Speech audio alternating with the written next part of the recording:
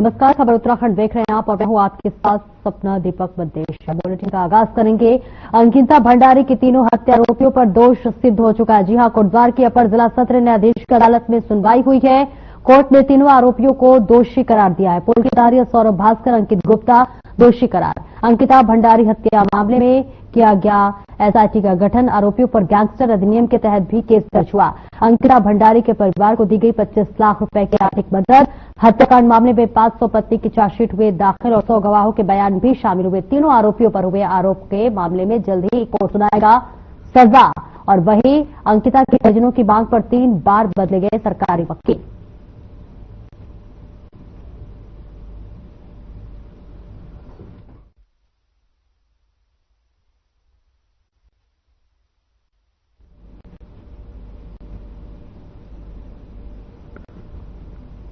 और इस तस्वीरें आपको दिखा रहे हैं जहां पर अब देखिए एक इंतजार लंबे अरसों से लगातार अंकिता भंडारी का जो परिवार था वो कर रहा था और कहीं ना कहीं अब वो इंसाफ जो कि जिस उम्मीद में आस लगाए बैठी हुई ये परिवार ये फैमिली थी, अब कहीं ना कहीं वो उम्मीद अब पूरी होती हुई जरूर नजर आ रही है। क्योंकि देखिए अंकिता भंडारी केस में जो भी आरोपी थे अब उन्हें दोषी सिद्ध कर दिया गया है। और इस पेज आपको बता दें कि अब 25 लाख रुपए की आर्थिक मदद भी अंकिता भंडारी के परिवार वालों को दी गई है।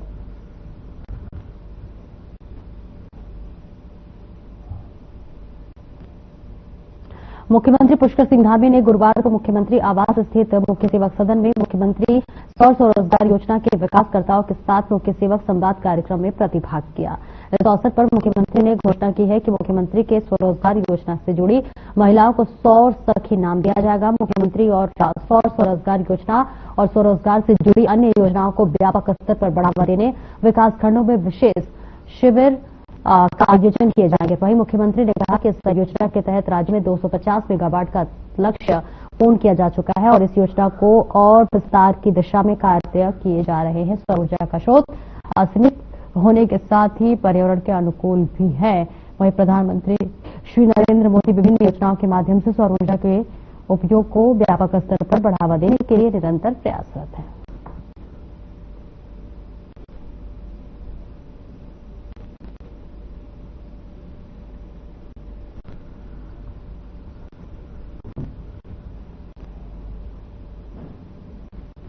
कोरोना को लेकर उत्तराखंड में स्वास्थ्य विभाग सतर्क मोड पर आ गया है। मुख्यमंत्री पुष्कर सिंह धामी ने स्वास्थ्य विभाग को निर्देशित किया है कि वे पूरे उत्तराखंड के अस्पतालों को सतर्क करें और इसी क्रम में काशीपुर के एलजी भट्ट राजकीय उप जिला चिकित्सालय भी इस समय सतर्क मोड पर है। जब इस विषय में राजकीय चिकित्सालय के चिकित्सा अधीक्षक राजीव कुमार गांधी से बात की गई तो उन्होंने कहा कि कोरोना वायरस उत्तराखंड में भी अपना पैर पसारने लगा है, जिसको लेकर यहां पर कोरोना से निपटने के लिए सारी तैयारियां पूरी कर ली गई हैं। साथ ही उन्होंने कहा है कि अगर किसी व्यक्ति को नजला, जुकाम, खांसी जैसी बीमारी होती है तो वे जो है तुरंत अपने नजदीकी अस्पताल में परामर्श लें।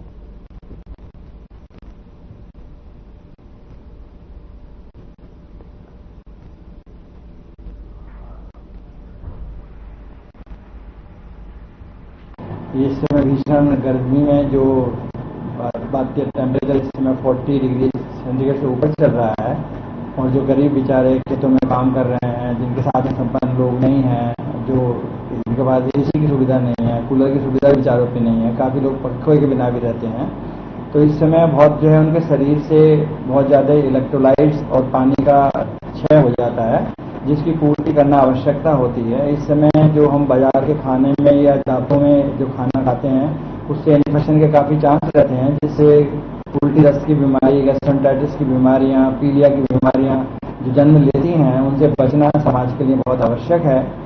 तो इस समय केवल ये जो भी पेशेंट है, जो समाज के लोग हैं, वो इस बात का ध्यान रखें कि बाहर ठेलों पे बाहर जाके जो है वो खुले में खाना खाने का से बचें, है ना, बाजार की चीजें खाने से बचें। तो बेसिकली अभी हमने कोरोना से वो करने के लिए फ्लू क्लिनिक बनाया है, जो रिसेंटली हमारे द्वारा बनाया गया 3 से 4 से 5 दिन पहले जो है, उसमें एक डॉक्टर, एक फार्मासिस्ट को हम लगातार देख रहे हैं, निगरानी भी कर रहे हैं। और दूसरा जो है खांसी, बुखार, जुकाम के जो मरीज जा रहे हैं उनको हमारा डॉक्टर एक जो है फ्लू क्लिनिक में लगातार उनको देख रहा है। और कोई भी ऐसी चीज नहीं है जिसमें जो हमारे पास मतलब इंतजाम नहीं है। हमने जो है ऑक्सीजन की पूरी व्यवस्था हमारे पास, मेडिसिन हमारे पास पर्याप्त मात्रा में है और वैसे भी कोशिश कर रहे हैं कि मरीज उत्तराखंड की राजनीति में 2016 में भूचाल लाने वाले चर्चित दल बदल प्रकरण और इस दौरान तत्कालीन मुख्यमंत्री हरीश रावत के इस मामले में अब सीबीआई पूरी तरह से एक्शन मोड में नजर आ रही है। बताया जा रहा है कि इस बहुचर्चित मामले की जांच में तेजी लाते हुए सीबीआई ने दल बदल करने वाले तत्कालीन विधायकों और अन्य संबंधित नेताओं को समन भेजना शुरू कर दिया है। सूत्रों की माने तो अलग अलग तारीख पर सबको तलब किया गया है और सबको लेकर अब कांग्रेस की प्रदेश प्रवक्ता गरिमा मेहरा दसौनी का कहना है कि सीबीआई केस का जिन की तरह से बोतल से बाहर आना मतलब हरदा को न्याय यात्रा निशाने पर है। हरदा की न्याय यात्रा और झूठ का पर्दाफाश है, इसका तीर सही निशाने पर लग रहा है क्योंकि उनकी यात्रों की गूंज यहां से लेकर दिल्ली हाईकमान तक पहुंच रहे हैं।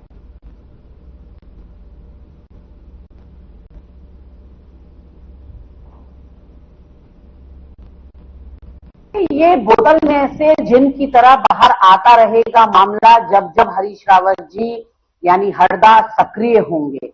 ऐसे में मुझे लगता है हरीश रावत जी की ये जो न्याय यात्राएं हैं, भाजपा के झूठ का पर्दाफाश है, भांडाफोड़ है, उसका तीर बिल्कुल सही निशाने पे लगा है।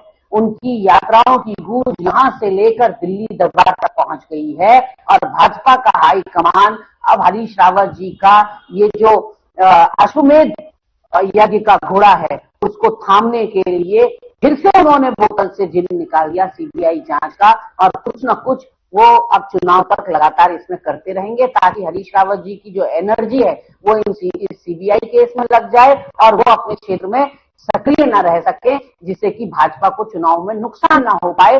तो कहीं ना कहीं रावत जी जब जब सक्रिय होते हैं तब आपको सीबीआई केस जिनकी तरफ बाहर निकलता हुआ दिखाई पड़ेगा और कितना खौफ और डर और भय हरीश रावत जी का भाजपा।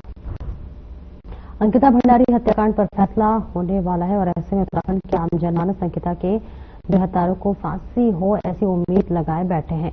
आपको बताते चले कि 2 साल से अधिक समय बीतने के बाद भी अब तक फैसले की घड़ी नजदीक आ गई है। अंकिता के पिता ने तीनों हत्यारों को फांसी की मांग की है। साथ ही उन्होंने कहा है कि वीआईपी अजय कुमार है और उसको लेकर सरकार बचा रही है। आपको बताते चले कि पौड़ी यमकेश्वर ब्लॉक अंकिता भंडारी की हत्या चंद्रा रिजोर्ट में हुई थी और इस बीच लंबे अरसे के बाद से अब फैसला नजदीक है। अंकिता के पिता कहते हैं कि मौत के बदले मौत की सजा हो। देखिए, जो जिस तरह से मेरे निर्दोष लड़की अंकिता भंडारी को इन तीनों दरिंदों ने मारा है, तो मैं पहले से कह रहा हूँ कि मौत के बदले मौत। तो परसों 30 मई को अंतिम फैसला होने वाला है और हम चाहते हैं कि हमारे जीते भी हमारे सामने इन तीनों को फांसी की सजा हो। जो कि मुख्यमंत्री श्री पुष्कर सिंह धामी जी ने 16 सितंबर 2023 को घोषणा की थी कि अंकिता भंडारी के नाम से जो 2 सिरकोट नर्सिंग कॉलेज है उनके नाम से रख दिया जाएगा।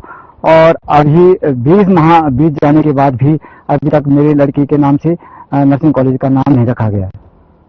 न्यायपालिका पर हमें यही उम्मीद है, जैसे मैं पहले कह चुका हूँ कि मौत के बदले मौत, इनको तीनों को फांसी की सजा होनी चाहिए। और आगे बढ़ेंगे, लेकिन उससे पहले देहरादून से बड़ी खबर आपको दे रही है, जहां दून को मिलेगा पहला योगा पार्क। जी हां, बड़ी खबर आपको बता रहे हैं, जहां पर नगर निगम की ओर से केदारपुर में किया जा रहा है शनिवार गुजरात से धातु की मूर्ति लाए जाने के बाद लोकार्पण की तैयारी। अंतर्राष्ट्रीय योग दिवस से पहले लोकार्पण की तैयारी शुरू हो चुकी है। तो देखिए, ये बड़ी सौगात और बड़ी पहल बताई जा रही है।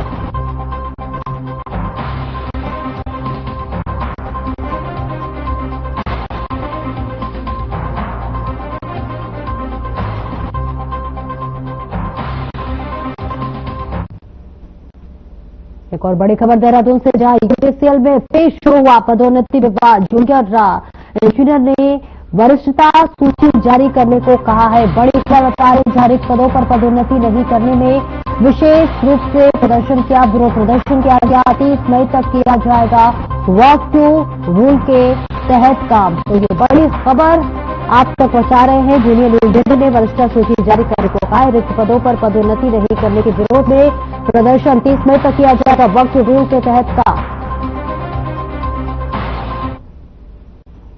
चारधाम यात्रा प्रबंधन और नियंत्रण संगठन के ओएसटीपीपी नौटियाल की एक बैठक की है, जिसमें चारधाम यात्रा से जुड़े तमाम विभाग के अधिकारी शामिल हुए हैं। बैठक में ओएसडी, पीपी और नॉटी वाल के जो है यात्रियों को दी जा रही है सुविधा के बारे में भी तमाम विभागों के अधिकारियों को फीडबैक लिए गए और इसी तरह अधिकारियों की भी जो है आपको बताते चले कि बेहतर सुविधाओं के लिए उपलब्ध कराने के लिए फिर से निर्देश दिए गए हैं। वहीं पीपी नौटियाल ने तमाम बातों का भी जिक्र किया और इसी के साथ साथ व्यवस्था सुचारू रूप से चल रहा है। उन्होंने कहा इसके अलावा उन्होंने कहा कि वाहनों के लिए जो है ग्रीन कार्ड परियोजना के लिए विभिन्न प्रकार से सुचारू रूप से बचाए जा रहे हैं और ट्रांजिट कैंप और खंड गांव की भी यात्रियों को सहायता पुलिस की तरफ से दी जा रही है।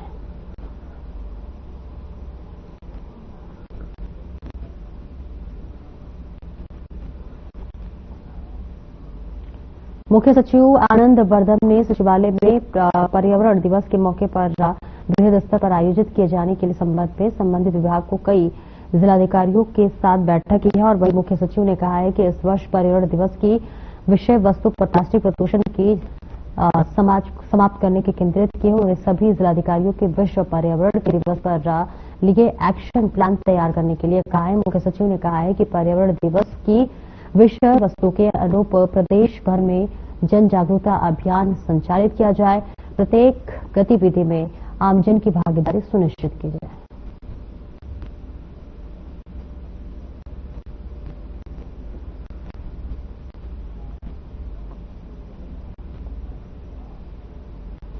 भारतीय कृषि अनुसंधान परिषद के तत्वाधान में जहां पे कृषि विज्ञान केंद्र ज्वालंधर द्वारा अपने जो है इस बीच विकासखंड के झोलागढ़ गांव में विकसित कृषि समन्वय अभियान का शुभारंभ किया गया है, जहां पर कार्यक्रम के धराली में बीजेपी विधायक गोपाल चंद्र के आपको बताते चले कि मुख्य अतिथि के रूप में शिरकत की और वही कृषि विज्ञान केंद्र ग्वालदम प्रभारी शिव दयाल ने अभियान की जानकारी देते हुए आपको बता दें काश्तकारों को उन्नत कृषि के बारे में जानकारी दी, साथ ही प्रयोगशाला में खेतों की तरफ उत्पादन को कैसे बढ़ाया जाए इसके बारे में वैज्ञानिक रूप से राय साझा की।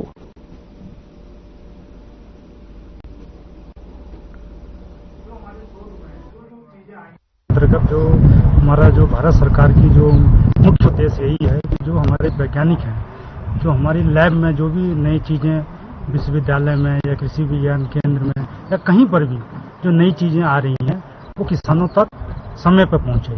और इसमें विभाग भी आया, क्योंकि जो हम कोई चीज जानकारी देते हैं तो विभाग को भी ये मालूम होना चाहिए कि क्या नई चीजें आई हैं। क्योंकि कभी कभी ये होता है कि किसान जो है जो हमने जानकारी दी वो समझ नहीं पाता है, लेकिन जो विभाग के लोग हैं अगर वो चीज को हमारी नई चीज को जानकारी रखते हैं तो चूंकि विभाग लगातार उनके संपर्क में ग्राउंड लेवल पर रहता है तो इससे उनको जो है वो अगर वो भूल भी जाते हैं तो वो उनको जो है जानकारी दे देता है।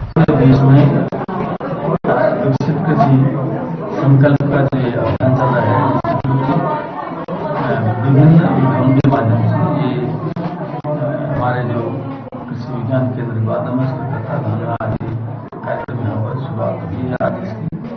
और इसमें हमारे कृषि विभाग, पशुपालन विज्ञान और कृषि विज्ञान केंद्र का अधिकारी कर्मचारी यहाँ पर आए थे। उन्होंने तमाम विभागों की सारी जानकारी आज काश्तकार हुई दी। मैं समझता हूँ कि इन जानकारियों के माध्यम से निश्चित रूप से यहाँ के किसानों को लाभ मिलेगा। उत्तराखंड प्रदेश के कैबिनेट मंत्री रेखा आर्या अल्मोड़ा पहुंची, जहां उन्होंने मीडिया से बात करते हुए और जिसपे नेशनल गेम में स्टेडियम नामांतरण विवाद को लेकर कांग्रेस पर निशाना साधा और कहा कि कांग्रेस बिना तथ्य के बेवजह मुद्दा बना रही है। हमने किसी भी स्टेडियम का नाम नहीं बदला, केवल प्रशासनिक सुविधा के लिए उन्हें समर्पित नामों के साथ अंतर्गत रखा गया है और इसी के साथ कांग्रेस को प्रदेश के खिलाड़ियों और खेल विकास की चिंता नहीं है, उन्हें केवल राजनीति लाभ की चिंता है।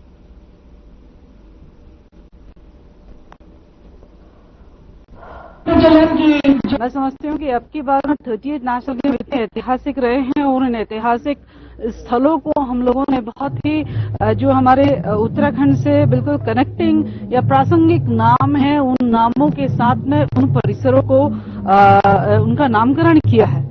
चाहे वो हमारा हम अपने रजत जयंती वर्ष में हैं, उत्तराखंड को बने हुए 25वें वर्ष की ओर हम लोग हैं। निश्चित रूप से तो पूरे उस परिसर को जहाँ पे महाराणा प्रताप कॉलेज भी आता है, जहाँ हिमाद्री का हमारा आइस स्केटिंग रिंग भी है, इसके अलावा हमारा वहाँ पर मल्टीपर्पज हॉल भी है जहाँ पर हमारी और अन्य एक्टिव स्विमिंग पूल भी है। मैं समझती हूँ कि ये सारी एक्टिविटीज जहाँ जो सेंटर्स है वो एज इट इज अपने नाम पर स्थापित है। उसी में जो है राजीव गांधी अंतर्राष्ट्रीय स्पोर्ट्स स्टेडियम भी वहाँ पर है, वो भी अपने नाम पर स्थापित खड़ा है।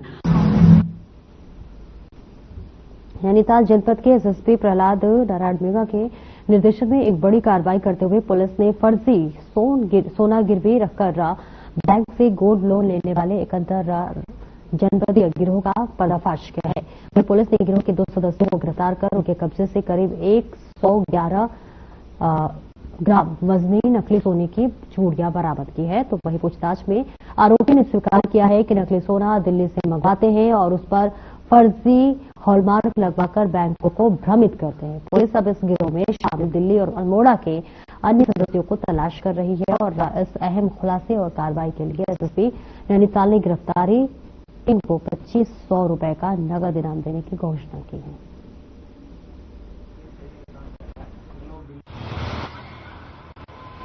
महीनों में हल्द्वानी शहर के अलग अलग थानों में बैंकों के द्वारा कुछ एफआईआर करवाई गई, जिसमें उनके द्वारा शिकायत की गई कि नकली सोना रख के उनसे गोल्ड लोन लिया गया और बाद में जब क्वालिटी चेक की गई तो उस सोने की क्वालिटी नकली पाएगी। इस मामले में हमारी जो विवेचना अधिकारी जो है उनके साथ साथ में थाने की टीमें भी लगी हुई थी, एसओजी की टीम लगी हुई है और कल इन लोगों को बड़ी सफलता मिली। कुछ गिरोह से जुड़े हुए लोग जो है इन्होंने गिरफ्तार किए, इनके कब्जे से कुछ नकली आभूषण बरामद हुए और उन आभूषणों के माध्यम से ये लोग इसी तरीके से फर्जी जो है गोल्ड लोन का कार्य करते हैं।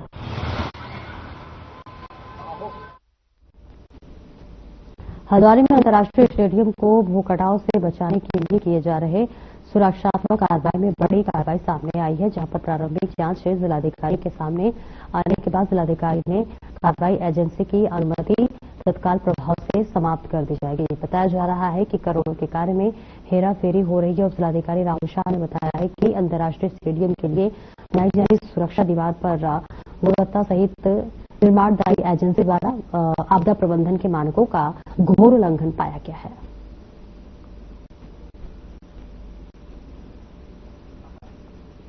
के अनुरोध पे जिलाधिकारी महोदय जो कि अध्यक्ष जिला आपदा प्रबंधन प्राधिकरण नैनीताल भी है, उनके द्वारा आपदा प्रबंधन के अंतर्गत सिंचाई विभाग को गौला नदी में जो स्टेडियम का सुरक्षा कार्य है उसके लिए अनुमति दी गई थी, जिसकी अनुमति के माध्यम से वहां से अतिरिक्त रेता, बोटर एवं आपका बजरी वगैरह निकालने की अनुमति दी गई। उक्त अनुमति में यह प्रतिबंध था कि आप जो सामग्री निकालेंगे वो वन निगम के माध्यम से, वन निगम के पंजीकृत वाहनों के माध्यम से क्रय करके उपयोग में लाएंगे।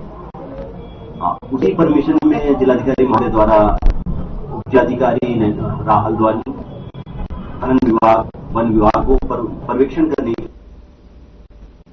हमें प्रदेश में धामी सरकार भ्रष्टाचारियों पर लगातार शिकंजा कस रही है। आपको बताते चले कि बीते 3 दिनों से आपको बता दें कि अधिक भ्रष्टाचारियों की सलाखों के पीछे भेजने का काम धामी सरकार कर रही है, जिसको लेकर राज्य सरकार अपनी जो है पीठ थपथपा रही है। धामी सरकार का कहना है कि प्रदेश में जीरो टॉलरेंस की नीति के साथ ही कार्य किया जा रहा है, तो वही विपक्षी दल उसको लेकर सरकार पर जो है लगातार सवाल खड़े कर रही है। आपको बता दें कि कांग्रेस के उपनेता प्रतिपक्ष ने कहा है कि किसी भी विभाग पे चले जाइए, कोई भी अधिकारी बिना शुल्क सुविधा के काम करने को भी तैयार नहीं है।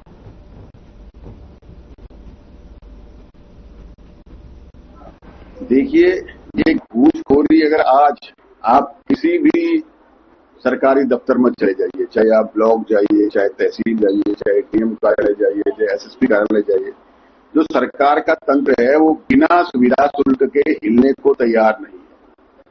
अगर आप बात करें पुलिस प्रशासन की, तो चोरी, हत्या, डकैती लगातार घटनाएं चलती जा रही है, लेकिन जो पुलिस प्रशासन है वो खनन पर मस्त है। आज अगर आप खनन की बात हो तो पुलिस की मुस्तैदी आप देखिए कितनी तेज है, वो खनन माफियाओं के साथ मिलकर पूरे प्रदेश में खनन। और आगे बढ़ेंगे, जहां पर भारतीय सैनिकों ने ऑपरेशन सिंदूर में बड़ी सफलता हासिल की और जिसके बाद सेना के सम्मान में भारतीय जनता पार्टी पूरे देश में शौर्य तिरंगा यात्रा निकाल रही है, तो वही उत्तराखंड कांग्रेस अब ऑपरेशन सिंदूर की सफलता पर जय हिंद रैली निकाली जा रही है। जिसकी शुरुआत कुमाऊं के आर्थिक राजधानी हल्द्वानी में 1 जून से शुरू करने जा रही है और इस रैली की सफल बनाने के लिए कांग्रेस पदाधिकारी बैठकों के माध्यम से लोगों को समझा रहे हैं। साथ ही रैली में अधिक से अधिक लोग पहुंचे, इसको लेकर भी तैयारी की जा रही है। कांग्रेस एसएससी विभाग के प्रदेश उपाध्यक्ष इंद्रपाल आर्य ने जानकारी देते हुए कहा कि देश के वीर सैनिकों के अदम्य साहस, बलिदान और सम्मान को नमन करते हुए भारतीय राष्ट्रीय कांग्रेस जय हिंद रैली निकाली जा रही है।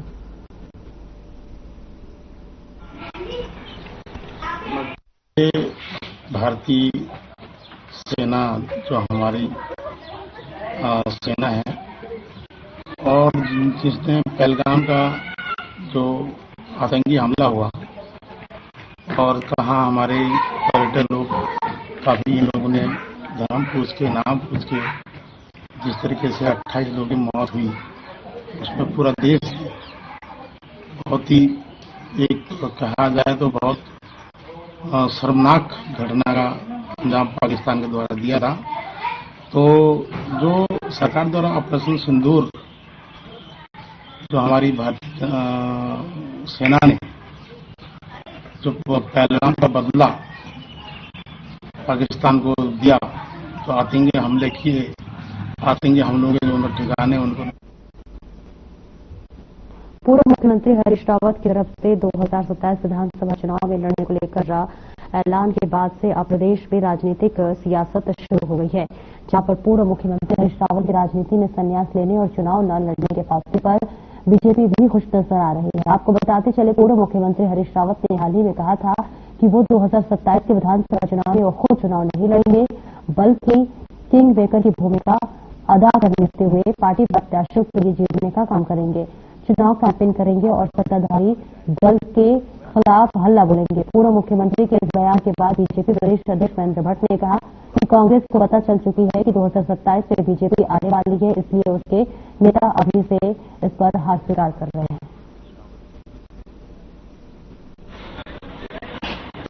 अगर हरीश रावत जी ने कहा कि 2027 में वो चुनाव नहीं लड़ेंगे और इसका स्वागत करते, वैसे भी हरीश रावत जी को कांग्रेस सबको गंभीरता से लेती नहीं है और भाजपा ने तो कभी उन्हें गंभीरता से लिया ही नहीं है। मैं जानता हूं हरीश रावत जी की ने आज 2 साल पहले ही कांग्रेस हार को स्वीकृति दे दी है और ये हम बार बार करें कि 27 में भारतीय जनता पार्टी तीसरी बार रिपीट होकर आएगी। अच्छा होता हरीश रावत जी जहां चुनाव नहीं लड़ने की घोषणा करते, साथ ही ये कह देते कि मैं अब राजनीतिक क्षेत्र से संन्यास ले रहा हूँ। आज सैनिकों खिलाड़ी अपने खेल क्षेत्र से राजनीति को खेल के रूप में उन्होंने लिया है और मैं चाहता हूँ हरीश रावत जी कांग्रेस से ही नहीं, राजनीति से भी उनको संन्यास लेना चाहिए। मैंने जब चुनाव न लड़ने का फैसला किया विधानसभा का और चुनाव लड़ाया, कांग्रेस सत्ता में आई। 2007 हो, 2007 हो, किसी न किसी तरीके से सत्ता में आने की स्थिति में थे, लेकिन हमारी पार्टी ने कहा कि जनभावना भाजपा के पक्ष में है, हम जोड़ तोड़ से सरकार नहीं बनाएंगे। उस समय कांग्रेस का यही सिद्धांत था। आज तो देश में जोड़ तोड़ की नहीं, तोड़ तोड़ करके ही सरकारें बनाई जा रही हैं। ये आज का दस्तूर है और मैंने इसलिए ये फैसला किया है कि 2027 में भाजपा को उखाड़ फेंकने के लिए मैं चुनाव नहीं लड़ूंगा, लड़ाऊंगा, लोगों को साथ लेकर के चलूंगा, समन्वय पैदा करूंगा और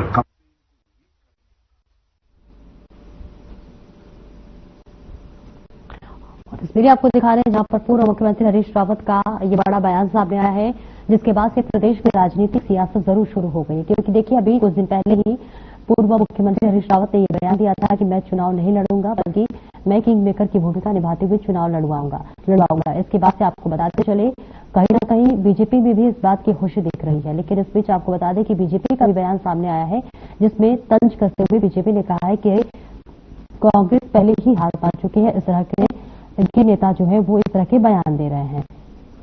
आपको बताते चले, प्रदेश में राजनीतिक सियासत इस पूरे बयान को लेकर शुरू हो गई है।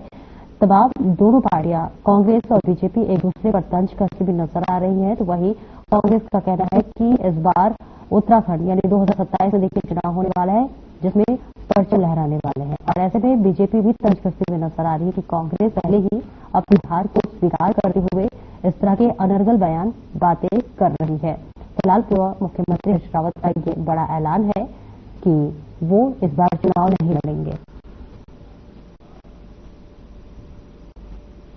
और अंकिता भंडारी के तीनों हत्या आरोपियों पर दोष सिद्ध हो चुका है। जी हां, कोटद्वार की अपर जिला सत्र न्यायाधीश को अदालत में जो है सुनवाई हुई है। कोर्ट ने तीनों आरोपियों को दोषी करार दिया है। पुलकित आर्य, सौरभ भास्कर, अंकित गुप्ता दोषी करार। अंकिता भंडारी हत्या मामले में किया गया एसआईटी का गठन। आरोपियों पर गैंगस्टर अधिनियम के तहत भी केस दर्ज हुआ है।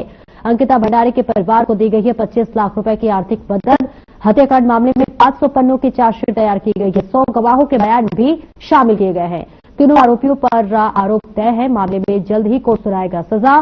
तो वहीं अंकिता के परिजनों की मांग है कि 3 बार बदले गए हैं सरकारी वकील।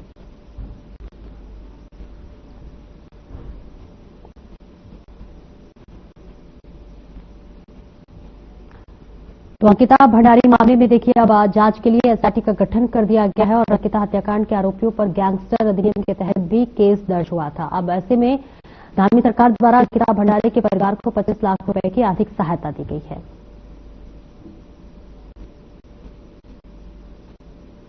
और इस बीच आपको यह भी बता दें कि अंकिता के परिवार जो है उनके परिजनों की मांग पर 3 बार सरकारी वकील बदले गए हैं, जिसके बाद ये बड़ा फैसला हुआ जहां तीनों आरोपियों को अब दोषी करार दे दिया गया है।